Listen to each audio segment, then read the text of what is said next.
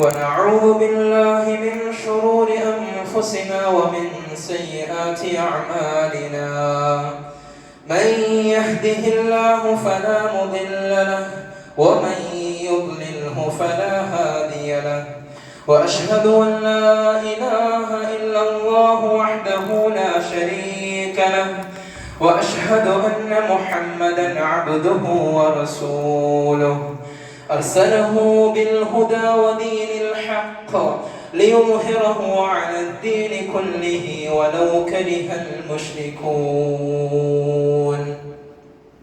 اللهم صل على محمد وعلى آل محمد كما صليت على إبراهيم وعلى آل إبراهيم إنك حميد مجيد اللهم بارك على محمد وعلى آل محمد كما باركت على إبراهيم وعلى آل إبراهيم إنك حميد مجيد أما بعد فإن خير الحديث كتاب الله وخير الهدي هدي محمد صلى الله عليه وسلم وشر الأمور محدثاتها وكل محدثة بدعة وكل بدعة ضلالة وكل ضلالة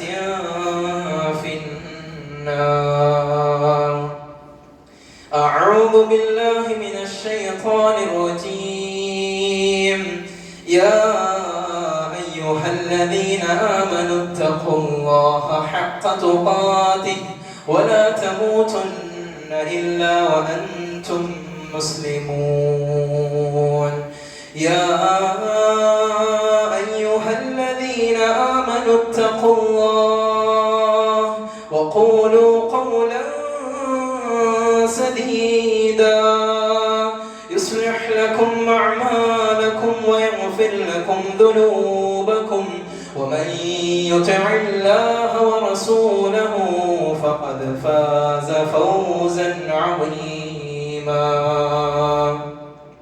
بسم الله الرحمن الرحيم يا أيها الناس اتقوا ربكم الذي خلقكم من نفس واحدة وخلق منها زوجها وبث منهما رجالا كثيرا ونساء واتقوا الله الذي تساءلون به والأرحام إن الله كان عليكم رقيبا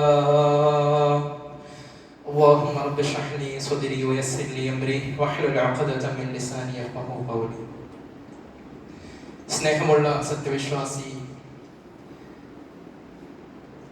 ലോകരക്ഷിതാവായ അള്ളാഹുവിൻ്റെ വിധിവിലക്കുകൾ ജീവിതത്തിൻ്റെ എല്ലാ മേഖലകളിലും സൂക്ഷിച്ച് ജീവിക്കണമേ എന്ന് സ്വന്തത്തോടെന്ന പോലെ നിങ്ങൾ ഓരോരുത്തരോടും വസിയത്ത് ചെയ്യുകയാണ്, ഓർമ്മപ്പെടുത്തുകയാണ്.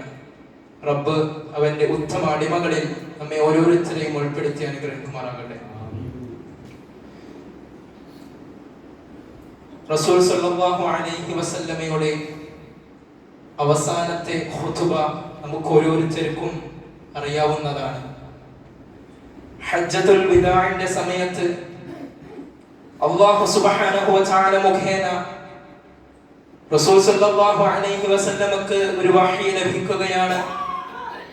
അതിന്റെ അടിസ്ഥാനത്തിൽ റസൂൽ സല്ലല്ലാഹു അലൈഹി വസല്ലമ ആ അറഫ മൈതാനിയിൽ ചുറ്റും കൂടിയ മുസ്ലിങ്ങൾക്ക് ഓതിക്കൊടുക്കുകയാണ്, പറഞ്ഞു കൊടുക്കുകയാണ്. സൂറത്തുൽ മാഇദയിലെ അതിന്റെ 3-ാമത്തെ ആയത്തിലൂടെ കാണാം, അൽ-യൗമ അക്മൽതു ലക്കും ദീനക്കും, അൽ-യൗം ഇന്നത്തെ ദിവസം, അക്മൽതു ലക്കും ദീനക്കും, റബ്ബ് പറയുകയാണ് നിങ്ങൾക്ക് ഞാൻ എൻ്റെ ദീൻ പൂർത്തിയാക്കി തന്നിരിക്കുന്നു. അതുകൊണ്ട് വറദീതു ലക്കുമുൽ ഇസ്ലാമ ദീന, ഇസ്ലാമായി നിങ്ങൾക്ക് മതമായി ഞാൻ തൃപ്തിപ്പെട്ടു തരികയും ചെയ്തിരിക്കുന്നു എന്ന് അല്ലാഹു സുബ്ഹാനഹു വ തആല മുഖേന റസൂൽ സല്ലല്ലാഹു അലൈഹി വസല്ലമ ആ ചുറ്റും കൂടിയ മുസ്ലിം ജനങ്ങൾക്ക് പറഞ്ഞു കൊടുക്കുകയാണ്. അതെ, ഇനി ഈ മതത്തിൽ ഒന്നും കൂട്ടിച്ചേർക്കുവാനോ അതിൽ നിന്ന് ഒന്നും കുറക്കുവാനോ ആർക്കും സാധ്യമല്ല. അത് പണ്ഡിതനാവട്ടെ, ഏതെങ്കിലും ഉസ്താദാവട്ടെ, ആരുമാവട്ടെ, ആർക്കും ഇനി ഈ ഇസ്ലാമായ ദീനിൽ ഒന്നും കൂട്ടിച്ചേർക്കുവാനോ ഒന്നും കുറക്കുവാനോ സാധ്യമല്ല എന്ന് ഈ ആയത്തിലൂടെ നമുക്ക് മനസ്സിലാവുന്നതാണ്. എല്ലാ ഖുതുബയുടെയും ആദ്യത്തിൽ നാം കേൾക്കുന്ന ഒരു വചനമാണ് വകുല്ലു ബിദ്അത്തിൻ ളലാല. അതെ, എല്ലാ ബിദ്അത്തും വഴികേടിലേക്കാണ്. വകുല്ലു മുഹ്ദസത്തിൻ ബിദ്അ, എല്ലാ പുതുതായി ഉണ്ടാക്കിയതും അത് മതവിരുദ്ധമാണെന്ന് നാം എല്ലാ ഖുതുബയിലൂടെയും കേൾക്കുന്നതാണ്. അതിന്റെ അവസാനത്തിലൂടെ റസൂൽ സല്ലല്ലാഹു അലൈഹി വസല്ലം പറഞ്ഞത്, ഈ പുതുതായി ഉണ്ടാക്കിയത് അവസാനം ചെന്നെത്തുന്നത് വകുല്ലു ളലാലത്തിൻ ഫിന്നാർ. അതെ, അത് നരകത്തിലേക്കാണ്, കത്തിയാളപ്പെടുന്ന ആ നരകത്തിലേക്കാണ് ഈ പുതുതായി ഉണ്ടാക്കിയതെല്ലാം അവസാനം ചെന്നെത്തുക എന്ന് റസൂൽ സല്ലല്ലാഹു അലൈഹി വസല്ലമ മുസ്ലിം ലോകത്തെ റസൂൽ സല്ലല്ലാഹു അലൈഹി വസല്ലമ ബോധ്യപ്പെടുത്തുന്നുണ്ട്. അതെ, ഇതൊക്കെ പറയുവാൻ കാരണം ഇന്ന് നമ്മുടെ നാട്ടിൽ നടക്കുന്ന, നമ്മുടെ സമുദായത്തിൽ നടക്കുന്ന ഓരോ അനാചാരങ്ങൾ അത് ഓരോ വർഷം കൂടുമ്പോഴും കൂടി വരികയാണ്. അതെ, റസൂൽ സല്ലല്ലാഹു അലൈഹി വസല്ലമക്കും സ്വഹാബാക്കൾക്കും അറിയാത്ത ഒരു മതമാണോ ഇന്ന് നാം അതിൽ കൂട്ടിച്ചേർക്കുന്നത്? റസൂലിനേക്കാളും സ്വഹാബാക്കളെക്കാളും ഒരു വലിയ പണ്ഡിതനാവാനാണോ, ഒരു വലിയ ഉസ്താദാവാനാണോ, ഒരു വലിയ മുത്തഖിയാവാനാണോ നാം ശ്രമിക്കുന്നത്? അല്ല, നാം റസൂലിനെ പിൻപറ്റേണ്ട, സ്വഹാബികളെ പിൻപറ്റേണ്ട ഓരോ മുസ്ലിം ജനങ്ങളാണ് നാം ഓരോരുത്തരും. അതെ, നാം മനസ്സിലാക്കണം, റബീഉൽ 12 എന്ന് പറയുന്ന ഒരു ദിവസമുണ്ട്. നമുക്ക് ഓരോരുത്തർക്കും അറിയാം.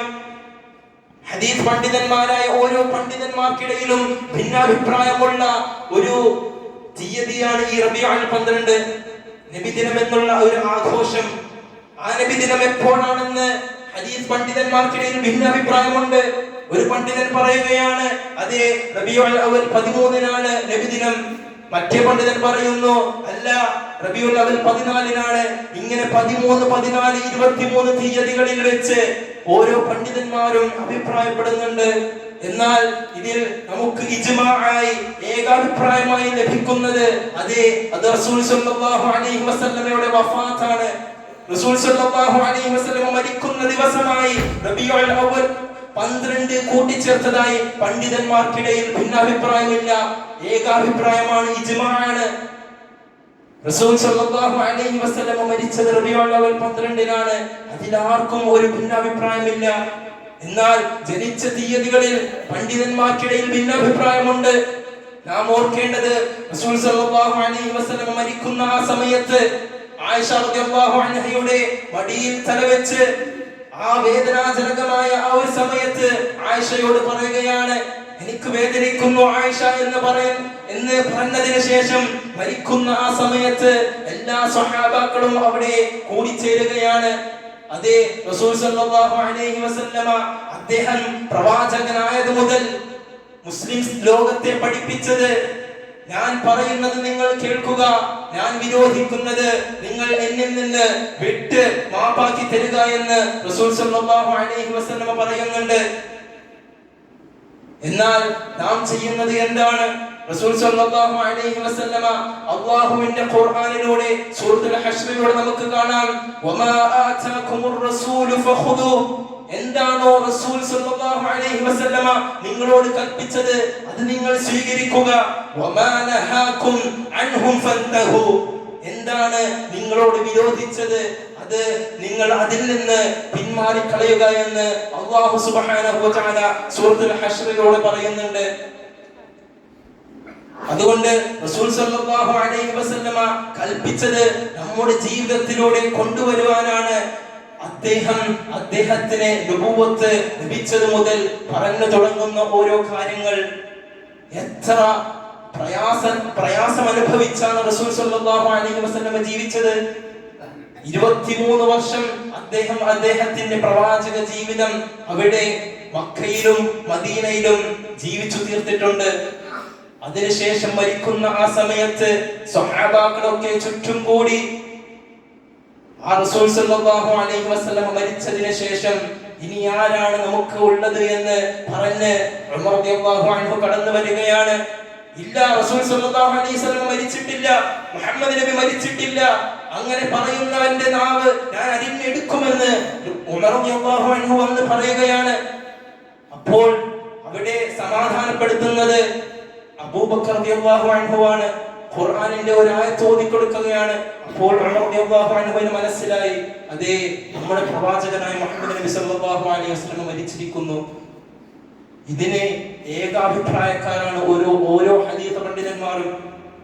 നാം ചിന്തിക്കേണ്ടത് റബീഉൽ അവ്വൽ അതിന്റെ തുടക്കം മുതൽ 1-ാം തീയതി ആകുമ്പോൾ തന്നെ വർഷം കൂടുന്തോറും അതേ നമ്മുടെ പള്ളികൾ അത് കല്യാണ മണ്ഡപങ്ങൾ പോലെ അലങ്കാരമാക്കി തീർക്കുകയാണ്. ഓരോ ഘോഷയാത്രകൾ നടത്തുകയാണ്. ഇതൊക്കെ ആരാണ് പഠിപ്പിച്ചത്? റസൂലിനേക്കാളും സ്വഹാബാക്കളെക്കാളും വലിയ മനുഷ്യനാവാനാണോ നാം തുനിഞ്ഞിറങ്ങുന്നത്? അല്ല, ഈ നബിദിനം വന്നത് അതേ പണ്ഡിതന്മാർ പറയുന്നുണ്ട് ഹിജ്റ 300 ശേഷം വന്നതാ നബിദിനം. ഹിജ്റ 300 ശേഷം എന്ന് പറയുമ്പോൾ സ്വഹാബാക്കൾ അത് ആഘോഷിച്ചിട്ടില്ല. അതിനുശേഷമുള്ള താബിഈ പണ്ഡിതന്മാർ ആഘോഷിച്ചിട്ടില്ല. അതിനുശേഷം വന്ന താബിഈ പണ്ഡിതന്മാരും ആഘോഷിച്ചിട്ടില്ല.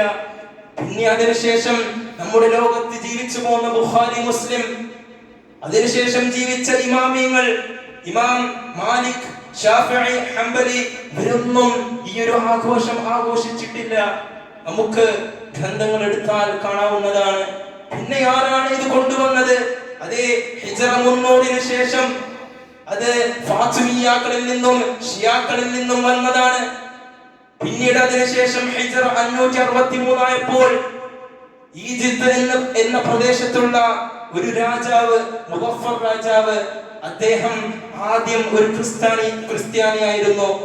ശേഷം അദ്ദേഹം ഇസ്ലാമിലേക്ക് കടന്നു വരികയാണ്. അതെ, അങ്ങനെ ഇസ്ലാമിലേക്ക് കടന്നു വരുമ്പോൾ നമ്മുടെ ഇസ്ലാമിൽ 2 ആഘോഷമേ ഉള്ളൂ എന്ന് മുദഫർ രാജാവ് അവിടെ നിന്ന് പറയുകയാണ്. ഒന്ന് ഈദുൽ ഫിത്റും 2 ഈദുൽ അദ്ഹയുമാണ്. അതെ, ഈ 2 ആഘോഷമേ ഉള്ളൂ. എന്നിട്ട് ആ രാജാവ് പറയുന്നത് നമ്മുടെ ഇസ്ലാമിൽ നമുക്ക് ഒരു ആഘോഷം കൂടി വേണം. അത് ഹിജ്റ 300 ശേഷം ഫാത്തിമിയാക്കളും ഷിയാക്കളും കൊണ്ടുവന്ന ആ ഒരു നബിദിനം, അത് നമുക്ക് നടപ്പിലാക്കണമെന്ന് പറഞ്ഞ് അവിടെ നടപ്പിലാവുകയാണ്. അന്ന് തൊട്ട് ഇന്നേ വരെ നബിദിനം എന്ന് പറഞ്ഞ് റബീഉൽ അവ്വൽ അതിന്റെ തുടക്കം മുതൽ ഓരോ ഘോഷയാത്രകളും പള്ളികൾ വരെ അലങ്കാരമായി തീർക്കുകയാണ്. അതെ, ഇവിടെ ഞാൻ എൻ്റെ റസൂലിനെ ഇഷ്ടപ്പെടുന്നുവെന്ന് പറഞ്ഞാണ് ഇത്തരത്തിലുള്ള ആഘോഷം ആഘോഷിക്കുന്നത്. നാം മനസ്സിലാക്കേണ്ടത് എങ്ങനെയാണ് റസൂൽ സല്ലല്ലാഹു അലൈഹി വസല്ലമയെ സ്നേഹിക്കേണ്ടത്, എങ്ങനെയാണ് അദ്ദേഹത്തെ നാം ഇഷ്ടപ്പെടേണ്ടത്. അദ്ദേഹം കൽപ്പിക്കാത്ത ഒരു കാര്യം പ്രവർത്തിച്ചിട്ടാണോ നാം അദ്ദേഹത്തെ ഇഷ്ടപ്പെടേണ്ടത്? ഒരു ഉദാഹരണം പറയാം. നാം ഞങ്ങളുടെ മാതാപിതാക്കളെ ഇഷ്ടപ്പെടുന്നുവെന്ന് നാം ഒരു സന്ദർഭത്തിൽ പറയുകയാണ്. അതിനുശേഷം മാതാപിതാക്കൾ കൽപ്പിച്ച കാര്യങ്ങൾ ചെയ്യാതെ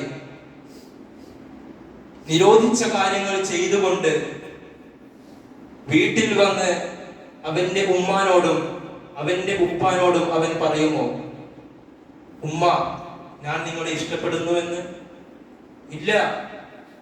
അങ്ങനെ ഉമ്മയും ഉപ്പയും ഇഷ്ടപ്പെടണമെങ്കിൽ അവർ കൽപ്പിച്ചത് അതേപടി സ്വീകരിച്ച് ചെയ്യുകയും നിരോധിച്ചത് ചെയ്യാതിരിക്കുകയും ചെയ്തിട്ടാണ് അവന്റെ ഉമ്മാനോട് അവന്റെ ഉപ്പാനോട് അവൻ പറയുക, അതെ ഉമ്മ ഞാൻ നിങ്ങളെ ഇഷ്ടപ്പെടുന്നു, ഉപ്പ ഞാൻ നിങ്ങളെ ഇഷ്ടപ്പെടുന്നുവെന്ന് ആ ഒരു സന്ദർഭത്തിലാണ് പറയുക. ഇതേപോലെ തന്നെയാണ് റസൂൽ സല്ലല്ലാഹു അലൈഹി വസല്ലമയും നാം ഇഷ്ടപ്പെടേണ്ടത്. അദ്ദേഹം കൽപ്പിച്ച കാര്യങ്ങൾ ചെയ്തുകൊണ്ട് അദ്ദേഹം നിരോധിച്ച കാര്യങ്ങൾ വെറുത്തുകൊണ്ടാണ് നാം റസൂൽ സല്ലല്ലാഹു അലൈഹി വസല്ലമയെ ഇഷ്ടപ്പെടേണ്ടത്. അല്ലാഹു അവന്റെ ഖുർആനിന്റെ സൂറത്ത് ആല ഇംറാനിന്റെ 31-ാമത്തെ ആയത്തിലൂടെ പറയുകയാണ്, ഖുൽ നബിയെ പറയുക, ഇൻ കുൻതും തുഹിബ്ബൂനല്ലാഹ്, ഇൻ കുൻതും തുഹിബ്ബൂനല്ലാഹ്, നിങ്ങൾ അല്ലാഹുവിനെ ഇഷ്ടപ്പെടുന്നുണ്ടെങ്കിൽ ഫത്തബിഊനി, നിങ്ങൾ റസൂലിനെ അനുസരിക്കുക. യുഹ്ബിബുകുമുല്ലാഹ്. അങ്ങനെ നിങ്ങൾ റസൂലിനെ അനുസരിച്ചാൽ അല്ലാഹു നിങ്ങളെ ഇഷ്ടപ്പെടുന്നതാണ്. അതെ, അല്ലാഹു നിങ്ങളെ ഇഷ്ടപ്പെടണമെങ്കിൽ നിങ്ങൾ റസൂലിനെ അനുസരിക്കണമെന്ന് റബ്ബ് സുബ്ഹാനഹു വ തആല ഈ ആയത്തിലൂടെ പറയുകയാണ്. ഒരു ഹദീസിലൂടെ മൻ അമില അമലൻ ലൈസ അലൈഹി അംറുനാ ഫഹുവ റദ്ദ്. നബി പറയുകയാണ്, ഞാൻ കൽപ്പിച്ച കാര്യങ്ങളിൽ ആരെങ്കിലും എന്തെങ്കിലും കൂട്ടിച്ചേർക്കുന്നുണ്ടെങ്കിൽ അത് തള്ളപ്പെടേണ്ടതാണെന്ന് റസൂൽ സല്ലല്ലാഹു അലൈഹി വസല്ലമ ഈ ഒരു ഹദീസിലൂടെ നമ്മെ ബോധ്യപ്പെടുത്തുകയാണ്. അതുകൊണ്ട് റസൂലിനെ സ്നേഹിക്കുന്ന മുസ്ലിങ്ങളാവണമെങ്കിൽ ആ റസൂൽ പറഞ്ഞ കാര്യങ്ങൾ അതേപടി സ്വീകരിക്കുകയും ആ റസൂൽ നിരോധിച്ച കാര്യങ്ങൾ വിരോധിക്കുകയും ചെയ്യുമ്പോഴാണ് നമുക്ക് റസൂലിന്റെ ഇഷ്ടം കരസ്ഥമാക്കുവാൻ സാധിക്കുക. അത്തരത്തിലുള്ള ഉത്തമ അടിമകളിൽ നമ്മെ ഓരോരുത്തരെയും റബ്ബ് സുബ്ഹാനഹു വ തആല ഉൾപ്പെടുത്തി അനുഗ്രഹിക്കുമാറാകട്ടെ.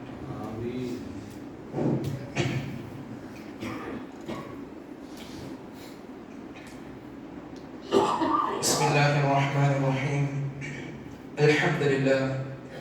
അൽഹംദുലില്ലാഹി ത്വയ്യിബൻ കസീറൻ മുബാറകൻ ഫീഹി.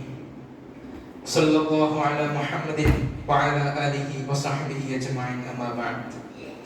ഒരിക്കൽ കൂടി റബ്ബ് സുബ്ഹാനഹു വ തആലയെ സൂക്ഷിച്ച് ജീവിക്കണമേ എന്ന് സ്വന്തത്തോട് എന്ന പോലെ നിങ്ങൾ ഓരോരുത്തരോടും വസിയത്ത് ചെയ്യുകയാണ്, ഓർമ്മപ്പെടുത്തുകയാണ്. റബ്ബ് അവന്റെ ഉത്തമ അടിമകളിൽ നമ്മെ ഓരോരുത്തരെയും ഉൾപ്പെടുത്തി അനുഗ്രഹിക്കുമാറാകട്ടെ. പ്രവാചകനായ മുഹമ്മദ് നബി സല്ലല്ലാഹു അലൈഹി വസല്ലമയും അദ്ദേഹത്തിന്റെ സ്വഹാബാക്കളും അതിനുശേഷം വന്ന സലഫുസ് സ്വാലിഹീങ്ങളും ഒന്നും നബിദിനം ആഘോഷിച്ചിട്ടില്ല എന്ന് നാം ഈ സന്ദർഭത്തിൽ പറയുകയുണ്ടായി. എന്നാൽ എന്തുകൊണ്ടായിരിക്കാം ഞാൻ എൻ്റെ റസൂലിനെ ഇഷ്ടപ്പെടുന്നുവെന്ന് പറഞ്ഞ് ആ നബിദിനം ആഘോഷിക്കുന്ന ചിലരൊക്കെയുണ്ട്. ഇമാം ഇബ്നു തൈമിയ്യ റഹിമഹുല്ലാഹ് അദ്ദേഹത്തിന്റെ ഇഖ്തിദാഉസ് സിറാത്തുൽ മുസ്തഖീം എന്നൊരു ഗ്രന്ഥത്തിൽ രചയിച്ചിട്ടുണ്ട്, റസൂലിനെ സ്നേഹിക്കുന്ന ഒരു മനസ്സോടുകൂടി ആ ഒരു വ്യക്തി നബിദിനം ആഘോഷിച്ചാൽ ചിലപ്പോൾ ആ സ്നേഹത്തിന് അല്ലാഹു വലിയ പ്രതിഫലം കൊടുത്തേക്കാം. ഇവിടെ ഉദ്ദേശിച്ചത് നബിദിനം ആഘോഷിക്കാൻ പറ്റില്ല എന്ന് അറിയുന്ന ഒരു വ്യക്തി ഈ ഒരു ആഘോഷം ആഘോഷിച്ചാൽ അല്ലാഹുവിന്റെ അടുക്കൽ വലിയ കോപമുണ്ടാകും. എന്നാൽ ഇതൊന്നും അറിയാതെ നല്ല നീയത്തോടുകൂടി ഞാൻ എൻ്റെ റസൂലിനെ ഇഷ്ടപ്പെടുന്നു എന്നുള്ള ഒരു മനസ്സോടുകൂടി ആ ഒരു മനുഷ്യൻ നബിദിനം ആഘോഷിക്കുകയാണെങ്കിൽ ചിലപ്പോൾ ആ സ്നേഹത്തിന് അല്ലാഹു പ്രതിഫലം കൊടുക്കുമെന്ന് അദ്ദേഹത്തിന്റെ കിതാബിലൂടെ പറയുന്നുണ്ട്. എന്നാൽ ഇതിനെ കുറിച്ചൊന്നും റസൂലും സഹാബാക്കളും ഒന്നും സംസാരിച്ചില്ല. റസൂലിനെ പ്രവാചകത്വം ലഭിച്ചതിന് ശേഷം 23 വർഷക്കാലമാണ് അദ്ദേഹം ജീവിച്ചത്. ആ ഒരു വർഷത്തിൽ 23 വർഷത്തിൽ ഏതെങ്കിലും ഒരു വർഷത്തിൽ അദ്ദേഹത്തിന്റെ നബിദിനം ആഘോഷിച്ചതായി നമുക്ക് കാണുവാൻ സാധ്യമല്ല. നാം മനസ്സിലാക്കേണ്ടത് റസൂൽ സല്ലല്ലാഹു അലൈഹി വസല്ലമ ജനിച്ച ദിവസമാണ് തിങ്കളാഴ്ച. ആ ദിവസത്തിൽ റസൂൽ സല്ലല്ലാഹു അലൈഹി വസല്ലമ പറയുന്നത് ആ ദിവസത്തിൽ നിങ്ങൾ നോമ്പെടുത്തു കൊള്ളുക എന്നാണ് പറഞ്ഞത്. അദ്ദേഹത്തെ ഇഷ്ടപ്പെടുന്നവരാണെങ്കിൽ അദ്ദേഹത്തിന്റെ സുന്നത്ത് പിൻപറ്റി ജീവിക്കേണ്ടവരാണ് നാം ഓരോരുത്തരും. അങ്ങനെയാവുമ്പോൾ തിങ്കളാഴ്ച ദിവസമാവുമ്പോൾ നാം നോമ്പെടുക്കേണ്ടവരാണ്. അങ്ങനെയാണ് നാം നമ്മുടെ റസൂലിനെ ഇഷ്ടപ്പെടുന്നത്. എന്നാൽ നാം ചെയ്യേണ്ട കാര്യങ്ങൾ ഈ ഒരു സന്ദർഭത്തിൽ ഞാൻ ഓർമ്മിപ്പിക്കുകയാണ്. ഒന്ന്, നബിയുടെ സ്നേഹമെന്ന് പറഞ്ഞ് പ്രത്യേകം ഒരു ദിവസമോ പ്രത്യേകം ഒരു മാസമോ അല്ല നാം നബി സല്ലല്ലാഹു അലൈഹി വസല്ലമയെ സ്നേഹിക്കേണ്ടത്. മറിച്ച് അദ്ദേഹത്തെ സ്നേഹിക്കണമെങ്കിൽ അത് നാം ജീവിക്കുന്ന ഓരോ നിമിഷവും എല്ലാ ദിവസവും നാം റസൂലിനെ സ്നേഹിക്കേണ്ടതാണ്. അതിന് പ്രത്യേകം ഒരു നിമിഷമോ പ്രത്യേകം ഒരു ദിവസമോ പ്രത്യേകം ഒരു മാസമോ ഇല്ല. അദ്ദേഹത്തെ എങ്ങനെയാണ് സ്നേഹിക്കുക? അതെ, റസൂല് പഠിപ്പിച്ച ഓരോ സുന്നത്തായ കർമ്മങ്ങളുണ്ട്. എന്നാൽ നിങ്ങൾ നോക്കണം, 1400 വർഷങ്ങൾക്ക് മുമ്പാണ് റസൂൽ ജീവിച്ചിട്ടുള്ളത്. അദ്ദേഹം ചെയ്ത കാര്യങ്ങളും അദ്ദേഹം പറഞ്ഞ കാര്യങ്ങളും അദ്ദേഹം മൗനാനുവാദമായി നമുക്ക് പറഞ്ഞു തന്ന കാര്യങ്ങളും ഇന്ന് നമുക്ക് എങ്ങനെ ലഭിച്ചു എന്നത് വളരെ ആശ്ചര്യമാണ്. അതെ, അദ്ദേഹത്തിന്റെ പ്രവർത്തനങ്ങളും അദ്ദേഹം പറഞ്ഞ കാര്യങ്ങളും അതൊക്കെ പിന്നീടുള്ള പണ്ഡിതന്മാർ എഴുതി വെച്ചിട്ടാണ് ഇന്ന് ഖുർആനിന് ശേഷം നാം സ്വീകരിക്കുന്ന ഓരോ ഹദീസ് ഗ്രന്ഥങ്ങളും നമ്മുടെ ഈ ലോകത്തുള്ളത്. ബുഖാരി, മുസ്ലിം എന്ന് പറയുന്ന ഒരു ഹദീസ് ഗ്രന്ഥമുണ്ട്. അങ്ങനെ ഓരോ പണ്ഡിതന്മാരും രചിച്ച ഓരോ ഹദീസ് ഗ്രന്ഥങ്ങളുണ്ട്. എന്താണ് ഹദീസ്? മാ ഉദീഫു ഇലൻ നബി സ്വല്ലല്ലാഹു അലൈഹി വസല്ലം ഖൗലുഹു വഫിഅലുഹു വതഖരീറുഹു. അതെ, നബി സ്വല്ലല്ലാഹു അലൈഹി വസല്ലം പറഞ്ഞതും നബി പ്രവർത്തിച്ചതും നബി മൗനാനുവാദമായി തന്ന കാര്യങ്ങളുമാണ് ഈ ഹദീസ് എന്ന് പറയുന്നത്. എന്നാൽ ഈ ഹദീസ് ഗ്രന്ഥത്തിൽ എന്താണ് ഉള്ളത്? നബി പറഞ്ഞ കാര്യങ്ങളുണ്ട്, നബി പ്രവർത്തിച്ച കാര്യങ്ങളുണ്ട്, നബി മൗനാനുവാദമായി പറഞ്ഞ കാര്യങ്ങളുമുണ്ട്.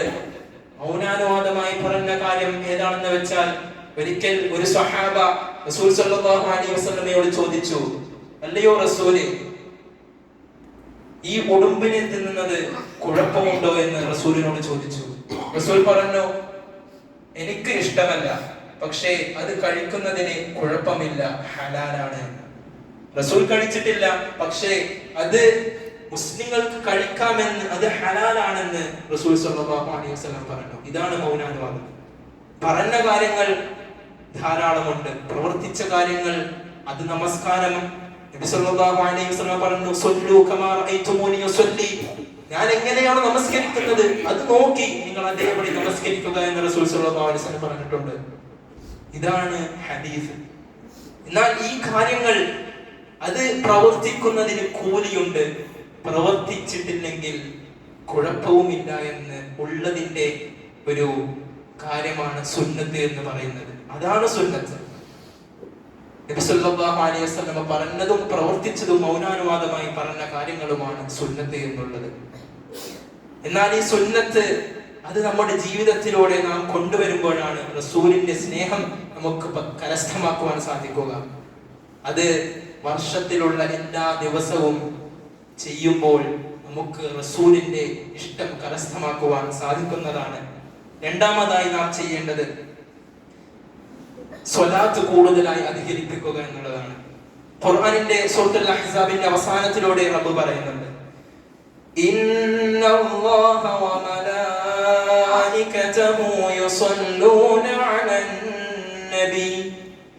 ഇന്നല്ലാഹ വ മലായികതഹു, തീർച്ചയായും അല്ലാഹുവും അവന്റെ മലക്കുകളും യുസല്ലൂന അലൻ നബി, പ്രവാചകന്റെ മേൽ കാരുണ്യം ചൊരിഞ്ഞിരിക്കുന്നു. അതുകൊണ്ട് യാ അയ്യുഹല്ലദീന ആമനൂ, ഹേ സത്യവിശ്വാസികളെ, സ്വല്ലു അലൈഹി വസല്ലിമു തസ്ലീമാ, അതെ അദ്ദേഹത്തിന്റെ മേൽ കാരുണ്യത്തിന് വേണ്ടിയും ശാന്തിക്കും വേണ്ടി നിങ്ങൾ റസൂലിന്റെ മേൽ പ്രാർത്ഥിക്കുക എന്ന് സൂറത്തുൽ അഹ്സാബിലൂടെ പറയുന്നുണ്ട്. എങ്ങനെയാണ് റസൂൽ സല്ലല്ലാഹു അലൈഹി വസല്ലമയുടെ മേൽ പ്രാർത്ഥിക്കുക? രണ്ട് പ്രാർത്ഥനയാണ് നമുക്ക് പഠിപ്പിച്ചു തന്നിട്ടുള്ളത്. ഒന്ന് റസൂലിന്റെ പേരിലുള്ള സ്വലാത്താണ്. اللهم صل على محمد وعلى آل محمد كما صليت على إبراهيم എന്ന് പറയുന്ന ആ പ്രാർത്ഥന അത് നിങ്ങൾ അധികരിപ്പിച്ചു കൊള്ളുക. രണ്ടാമത്തെ പ്രാർത്ഥന സല്ലല്ലാഹു അലാ മുഹമ്മദ് സല്ലല്ലാഹു അലൈഹി വസല്ലം, ഇതും നിങ്ങൾ അധികരിപ്പിക്കുക. ഇങ്ങനെയാണ് റസൂലിന്റെ മേൽ നിങ്ങൾ പ്രാർത്ഥിക്കേണ്ടത് എന്ന് അല്ലാഹു സുബ്ഹാനഹു വ തആല ഖുർആനിലൂടെ നമ്മെ പഠിപ്പിക്കുന്നുണ്ട്. അതുകൊണ്ട് മൂന്നാമതായി റസൂൽ സല്ലല്ലാഹു അലൈഹി വസല്ലമ നാം ചെയ്യേണ്ടതായി പറഞ്ഞത് ഖൈറുകും മൻ തഅല്ലമൽ ഖുർആന വഅല്ലമ. അതെ, നിങ്ങളിൽ ഏറ്റവും ഉത്തമർ മൻ തഅല്ലമൽ ഖുർആൻ, ഖുർആൻ പഠിക്കുകയും വഅല്ലമഹു, അത് പഠിപ്പിക്കുകയും ചെയ്യുന്നവരാണ്. അതുകൊണ്ട് മാത്രമായില്ല, ഖുർആൻ പഠിച്ചത് കൊണ്ട് മാത്രമായില്ല, ആ പഠിച്ചത് ജീവിതത്തിൽ കൊണ്ടുവരുമ്പോഴാണ്. ലിമ തഖൂലൂന മാ ലാ തഫഅലൂന എന്ന് അല്ലാഹു ചോദിക്കുന്നുണ്ട്. നിങ്ങൾ പ്രവർത്തിക്കാത്ത കാര്യം എന്തിനാണ് നിങ്ങൾ ജനങ്ങളോട് പറയുന്നത് എന്ന് ഖുർആനിലൂടെ ചോദിക്കുന്നുണ്ട്. അതെ, ഒരു കാര്യം നാം പഠിച്ചാൽ അത് നമ്മുടെ ജീവിതത്തിലൂടെ നാം കൊണ്ടുവരണം, അല്ലാതെ അതിനുള്ള ഭവിഷ്യത്ത് നാം കാണേണ്ടി വരും. ഇതാണ് നാം ചെയ്യേണ്ട കാര്യങ്ങൾ. ഇതല്ലാതെ റസൂൽ സല്ലല്ലാഹു അലൈഹി വസല്ലം പഠിപ്പിക്കാത്ത കാര്യങ്ങൾ കൊണ്ടുവന്നിട്ട് എന്തിനാണ്? അദ്ദേഹത്തിന്റെ ഇഷ്ടം കരസ്ഥമാക്കാനാണെന്ന് പറഞ്ഞ് നമ്മുടെ നാടുകളിൽ ധാരാളം കുഴപ്പങ്ങൾ ഉണ്ടാക്കുവാനല്ല, വഴികൾ തടസ്സപ്പെടുത്തുവാനല്ല, പള്ളികൾ അലങ്കരിച്ചുകൊണ്ട് അവിടെ നടക്കുവാനല്ല, മറിച്ച് അദ്ദേഹം പറഞ്ഞ കാര്യങ്ങൾ പിൻപറ്റുമ്പോഴാണ് നമുക്ക് അദ്ദേഹത്തിന്റെ ഹുബ്ബ് നമുക്ക് കരസ്ഥമാക്കുവാൻ സാധിക്കുക. അത്തരത്തിലുള്ള അദ്ദേഹത്തിന്റെ സുന്നത്ത് പിൻപറ്റി ജീവിക്കുവാനുള്ള മഹത്തായ ഭാഗ്യം നമുക്ക് ഓരോരുത്തർക്കും റബ്ബ് സുബ്ഹാനഹു വ തആല നൽകി അനുഗ്രഹിക്കുമാറാകട്ടെ. എല്ലാ അനാചാരങ്ങളിൽ നിന്നും വിട്ടു നിൽക്കുവാനുള്ള മഹാഭാഗ്യം നമുക്ക് ഓരോരുത്തർക്കും റബ്ബ് സുബ്ഹാനഹു വ തആല നൽകി അനുഗ്രഹിക്കുമാറാകട്ടെ. ഗസയിൽ മരിച്ചുകൊണ്ടിരിക്കുന്ന ഓരോ കുഞ്ഞുങ്ങളും മാതാപിതാക്കളും സഹോദരി സഹോദരന്മാരുമുണ്ട്. അവർക്കൊക്കെ റബ്ബ് സുബ്ഹാനഹു വ തആല സ്വർഗം കൊണ്ട് സന്തോഷ വാർത്ത അറിയിക്കുമാറാകട്ടെ. അവിടെ പ്രയാസങ്ങൾ അനുഭവിക്കുന്ന കുഞ്ഞുങ്ങൾ, മാതാപിതാക്കൾ എല്ലാവരും ഉണ്ട്. റബ്ബേ, നീ അവർക്ക് സമാധാനവും ശാന്തിയും നൽകി കൊടുക്കണേ റബ്ബേ. നാം അറിഞ്ഞും അറിയാതെയും ചെയ്ത ചെറുതും വലുതുമായ എല്ലാ തെറ്റുകുറ്റങ്ങളും റബ്ബേ നീ ഞങ്ങളിൽ നിന്ന് വിട്ട് പുറത്ത് മാപ്പാക്കി തരണേ റഹ്മാനെ. ഞങ്ങളിൽ നിന്ന് മരിച്ചുപോയ മാതാപിതാക്കൾ, ബന്ധുമിത്രാദികൾ, ഗുരുനാഥന്മാർ റബ്ബേ അവരുടെ എല്ലാവരുടെയും ഖബർ ശിക്ഷ നീ ഒഴിവാക്കി കൊടുക്കുകയും അവർക്ക് നീ സ്വർഗ്ഗപ്രവേശനം ഉണ്ടാക്കി കൊടുക്കുകയും ചെയ്യണമേ റഹ്മാനെ. اللهم اغفر للمؤمنين والمؤمنات الأحياء منهم والأموات إنك مجيب الدعوات ويا قاضي الحاجات. اللهم أعز الإسلام والمسلمين، اللهم أعز الإسلام والمسلمين وأذل الشرك والمشركين. ربنا اغفر لنا ولإخواننا الذين سبقونا بالإيمان ولا تجعل في قلوبنا غلا للذين آمنوا ربنا إنك رؤوف رحيم. ربنا لا تجعلنا فتنة للقوم الظالمين ونجنا برحمتك من القوم الكافرين. ربنا تقبل منا، ربنا تقبل منا، ربنا تقبل منا إنك أنت السميع العليم وتب علينا إنك أنت التواب الرحيم. وصلى الله على محمد وعلى آله وصحبه أجمعين والحمد لله رب العالمين.